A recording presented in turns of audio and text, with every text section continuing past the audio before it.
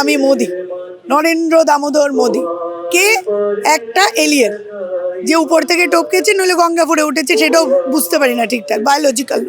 তার কি পরিচয়? তার নিজের বউকে উনি দেখেননি, মাকে দেখেননি, বায়োলজিক্যাল নয়, পরিবারে তো থাকার ব্যাপারই নয়। যাই হোক, হোয়াট এভার। তো গান্ধীজি পরিবারে বিশ্বাসী ছিলেন। আমাদের ভারতবর্ষের যত মানুষ আছে ভারতীয়রা একটা পরিবারে আবদ্ধ ছিল। আমার এখানে নাম বদল করে যাচ্ছে, ভারতবর্ষে একের পর এক ইস্যু, একের পর এক ইস্যু। হ্যাঁ, উত্তর দিক যে আজকে কি করে ওনারই ডিপুটি সিএম কি করে মারা গেল তার উত্তর দিক, খোলসা করুক, এই সব নিয়ে পড়ে আছে।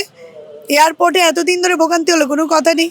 আজকে পুরো দেশে আপনারা জানেন যে বিচ্ছিন্নভাবে বিভিন্ন বিভিন্ন ঘটনা ঘটে আছে, কোনো কিছু নিয়ে উনি কি নাম বদলে দেব? উনি কাটপেজ সরকার একটা চলছে যে আমাদের প্রকল্পগুলোর জাস্ট নামটাকে বদলে নিজের প্রকল্প বলে ঘোষণা করা। দেখুন, এইভাবে একটা সরকার চলতে পারে না, মানুষ বুঝতে পারছে। আর বিধানসভা কিন্তু প্রায় চলে এলো, জোট নিয়ে একটা গন্ডগোল চলছে। মোহাম্মদ সেলিম একটা মন্তব্য করছেন, শুভঙ্কর সরকার বলছেন যে একাই চলবো, এবং মোহাম্মদ সেলিম বলছেন যে শুভঙ্কর সরকারের কথাই কংগ্রেস চলে না। এরকম একটা গন্ডগোল পাকিয়ে আছে সিপিআইএম এর সঙ্গে কংগ্রেসের। দেখুন, এটা নিয়ে আমার কোনো মন্তব্য করা উচিত না। হ্যাঁ, আমি নিতান্ত একজন কর্মী। আমি একটা কথাই বলবো যে অন্য দলের যারা নেতৃত্বরা রয়েছেন তাদের এইরকম একটা কোনো কমেন্ট করে দেওয়া হুটহাট করে আমার মনে হয় না এটা উচিত। আগে যারা নেতৃত্বস্থানীয়, আমাদেরটা একটা জাতীয় দল, জাতীয় দলের যারা সুপ্রিমো বসে আছে, আমাদের সবসময় মিটিং করে একাধিকবার আলোচনা হয়ে তারপরে একটা সিদ্ধান্ত আমরা নিই। আমরা হুটহাট করে কেউ কাউকে কিছু চাপিয়েও দিতে পারি না, কেউ কাউকে বলতেও পারে। আমাদের এখানে প্রদেশ সভাপতি আছে, আমাদের সর্বভারতীয় সভাপতি রয়েছে। তো দেখুন, এটা বসার ব্যাপার, এটা একাধিকভাবে কথা বলার ব্যাপার। এখন কোন দলের নেতৃত্ব কি বলে দিল তাতে আমাদের কিছু যায় আসে না।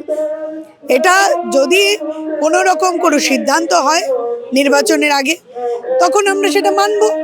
আমরা তো এমন নয় যে মানিনি। এখন আমাদের, আপনি দেখছেন বা বিভিন্ন সার্ভেতে, তোমরা যেরকম ডিজিটাল মিডিয়া আছো এরকম বিভিন্ন সার্ভেতে উঠে এসছে কংগ্রেসের ভোট ব্যাংক অনেক বেড়ে গেছে, আমাদের ভোট পার্সেন্টেজ বাড়ছে, মানুষ কংগ্রেসকে নিচ্ছে, গ্রহণ করছে। কারণ একমাত্র কংগ্রেসই আছে যে এই যে পরিস্থিতি চারদিকে হয়ে আছে, সাম্প্রদায়িকতার বিরুদ্ধে বা কোনো কিছুর বিরুদ্ধে যদি কেউ যেতে পারে সেটা কিন্তু কংগ্রেস। এশিয়ার নিয়ে ভোগান্তি মানুষের কমছে না, এবং মতুয়া সম্প্রদায় যাদেরকে নিয়ে খুব বেশি চর্চা হয়েছিল এক সময়, সেই সম্প্রদায়ের শান্তনু ঠাকুর কেন্দ্রীয় মন্ত্রী, তিনি বলেছিলেন মতুয়াদের কারো ভোট যাবে না। এখন তিনি উল্টো সুর গাইছেন, বলছে যা যাচ্ছে, যা সমস্যা হচ্ছে নির্বাচন কমিশনের দায়, আমাদের কোনো দায় নেই। কি বলবেন?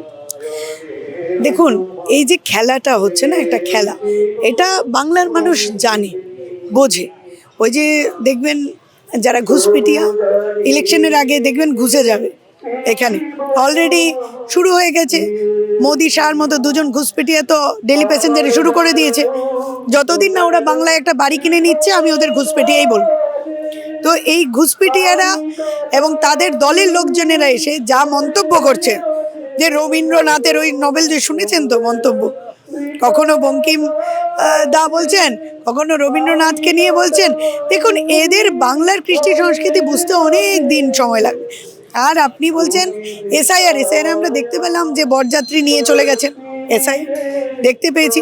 তো এখন মোদি কত নম্বর সন্তান একটু মোদিকে বলতে বলুন, কারণ এমন ভোগান্তি দেখছি আজকে। জানেন নেতাজি কত নম্বর সন্তান জানুন আগে?